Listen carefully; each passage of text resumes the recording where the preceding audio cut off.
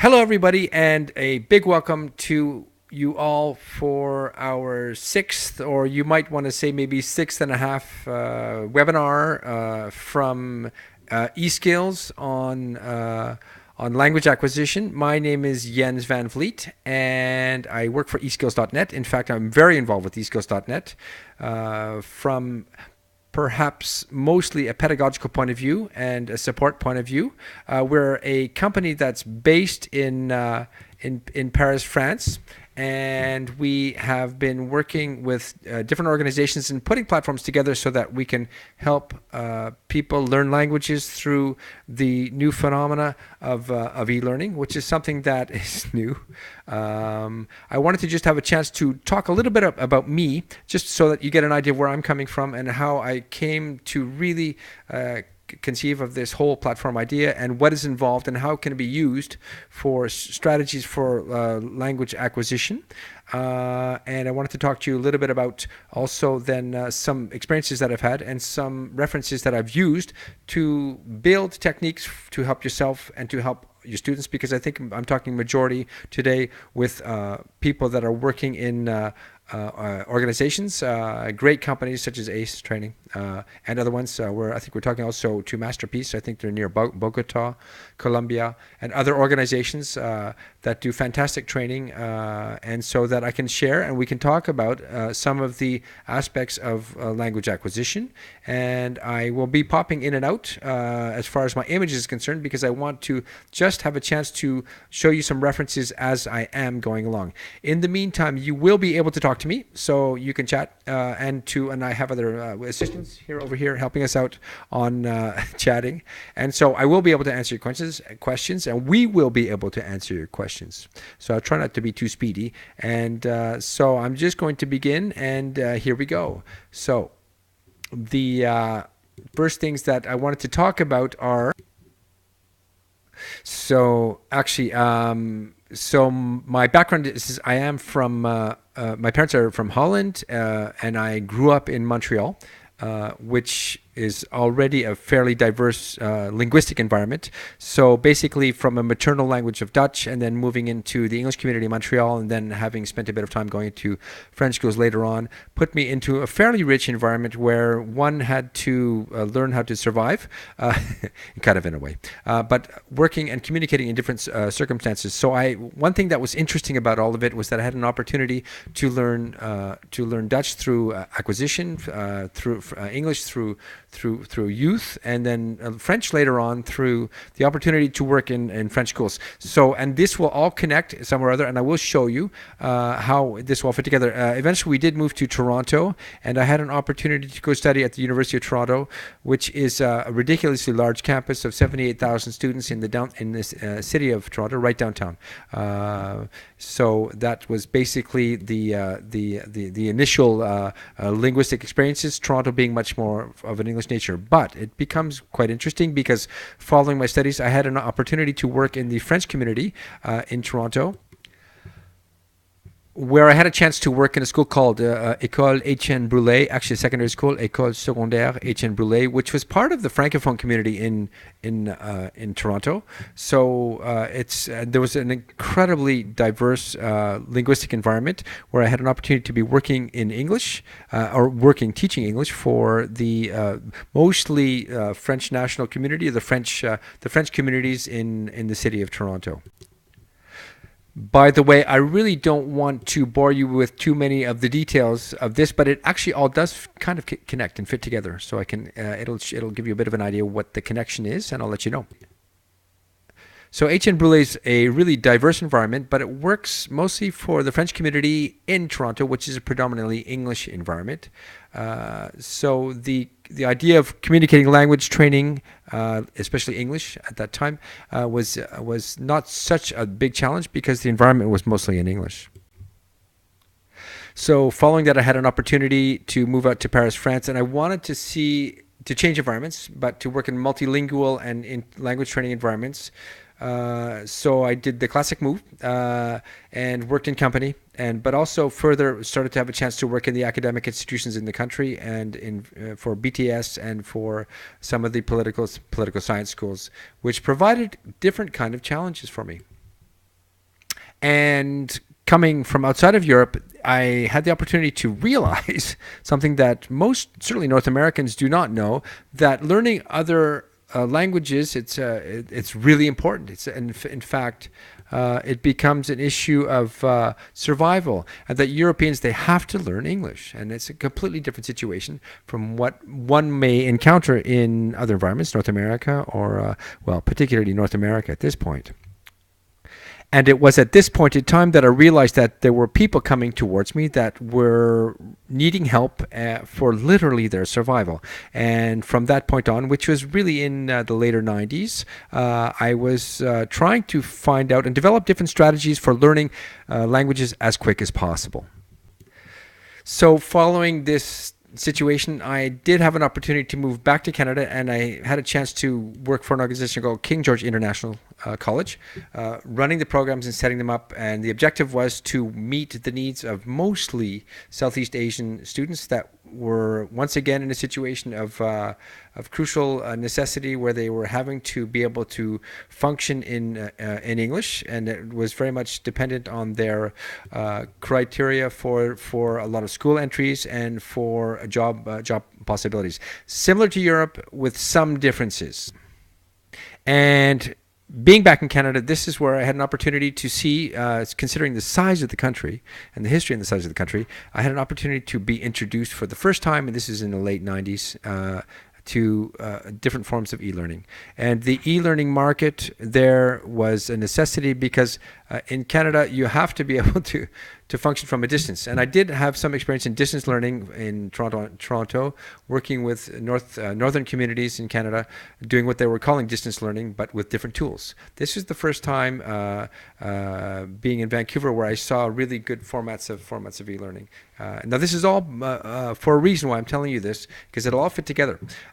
So the objective here is to find out, and what I was learning and figuring out was how to find out to really make people learn quickly, because it's no longer just in most cases in which I was functioning were mostly for people that were having to learn a language quite literally out of necessity, and it would be a career issue. So it's survival. Part of it was survival. So trying to put some tools together to make this happen as quick as possible. And I'm going to now start to talk a little bit about what kind of tools they are. And having been in Vancouver, this is where I had an opportunity to find out about a really, really great book called Outliers, written by a Canadian author also from the University of Toronto, who works at the New Yorker magazine, and he wrote a book, Malcolm Gladwell, called Outliers. Outliers is particularly interesting because it talks about the concepts of learning and how people learn as quick as possible, and it started to make me think a little bit about some of the strategies in learning and what's possible, and how we can put together this, what he coined as the 10,000 hour phrase, where one is required to spend 10,000 hours to become an expert at something. I highly recommend this book. If you ever have a chance to read it, it's something that can be a fantastic read. One of the issues that he brings up is that in the beginning, where he talks about environment, and then he talks about issues and opportunity, where he talks about Vancouver, one story, it's a sequence of articles that he did write for the New Yorker magazine, where he talks about Vancouver hockey players, and that he and a friend of his were at the Canadian Junior Championship. This is Canadian hockey stuff. And what they found was that all of the hockey players that were the best on the teams were born between January, February, and March. And it became kind of a quandary and a query and a question and a center of interest. So Malcolm Gladwell went back to New York, and he decided, now he's not an expert in these areas, but he had access to people to try and find out what actually this was all about.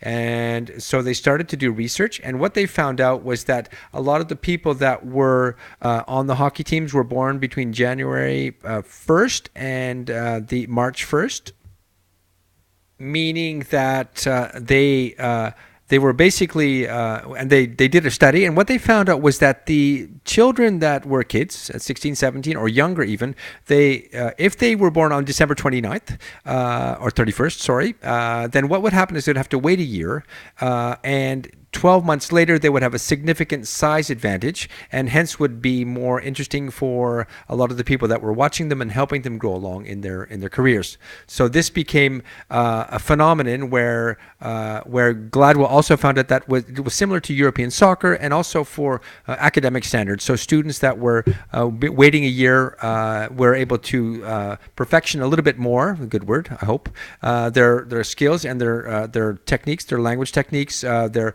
competency and cognitive techniques. So they would have somewhat of an advantage, and that would spin off and swirl into teachers being more favorable towards them. They would get better help. They would go into the more advanced classes, et cetera, et cetera. So this is what Malcolm Gladwell coined as the 10,000 hour rule. It's very interesting. So it was at this point in time that I decided that I was going to start to try to dig and to see if I can find out how it would be possible to apply some of the rules and maybe bypass some of the standards and bypass some of the constants in learning to see if it would actually be possible to learn a language faster than normal. And I had an opportunity to work with several different people, great pedagogical developers in Vancouver, to start to see how we can put this e-learning platform together.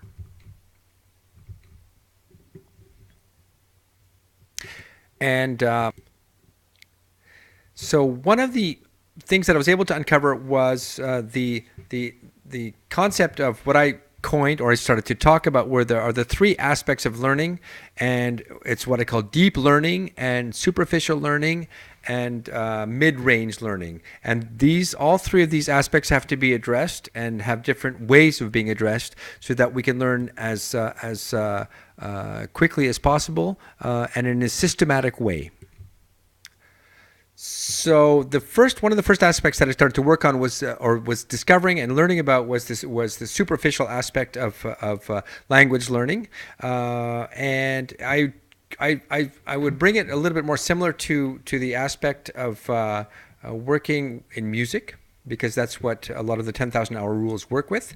What we found out was that at some point in time, it becomes volume and work and time. It doesn't matter what the circumstances are, but it's conscientious time to create an expertise. So what I was finding was that in the learning process for learning languages, the learning process was very complex for people, and they would be working on more mid and more profound aspects of the language learning. But they were, at some point in time, they were not able to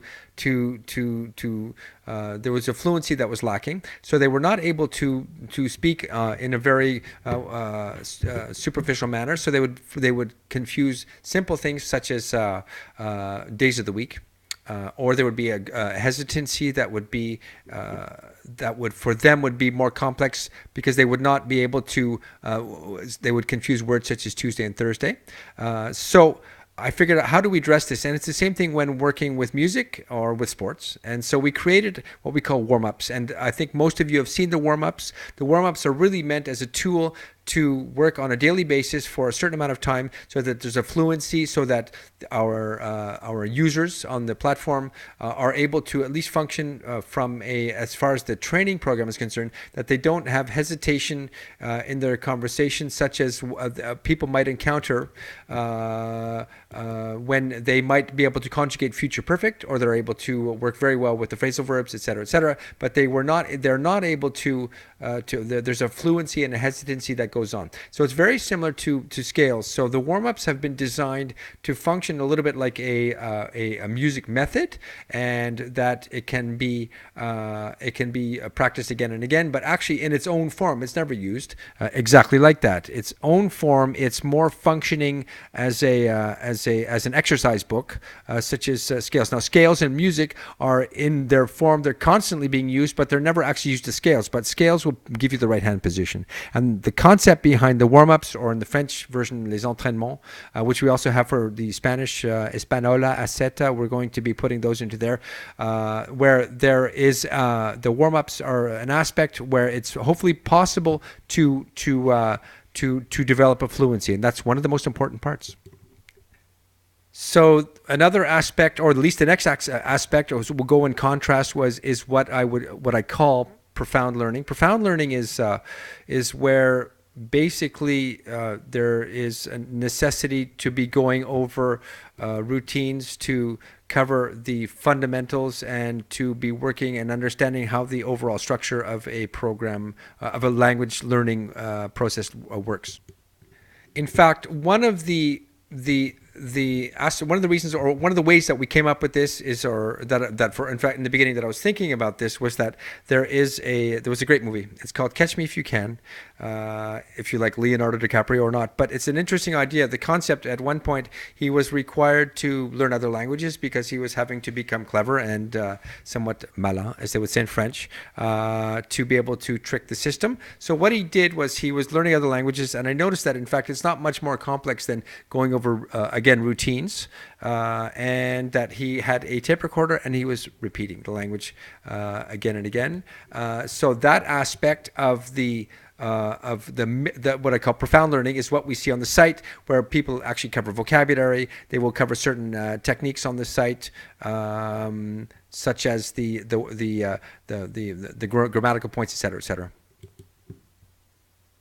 Okay, so we can take a bit of a look just very quickly. So the concept in here, as you're coming into the system, is here are the weekly warm-ups. You know what these are. We've divided them into different levels. So it's possible to cover every aspect. Listening segment that hopefully can be done again and again. There's the routine. So by the end of the week, they have covered that point. There's the text in case they do want to see it. And then there always is a grammar point that will follow them, right? So they can check to the more specific aspect of the technique. And then the other aspects are oriented towards listen and repeat. So the concepts in the lessons are with the grammar and key points and objectives. And then the concepts introduced here, then we work on specific things for repetition and the key vocabulary. And this is where we start to see really how it's necessary to start to develop fundamentals, but more in a profound fashion. The next aspect, or the third aspect, is the mid-range learning, which is uses different strategies for developing your language competencies. There's a great expression that was coined in the United States, and they call it University on Wheels. And the University on Wheels is basically the concept of when you're moving around, and that you are able to work when you're in the car or when you're doing other things, or that there are certain aspects that are semi-cognitive and semi-repetitious. So mid-range learning is something such as where you have an opportunity to download some of the content from the site and to reuse it again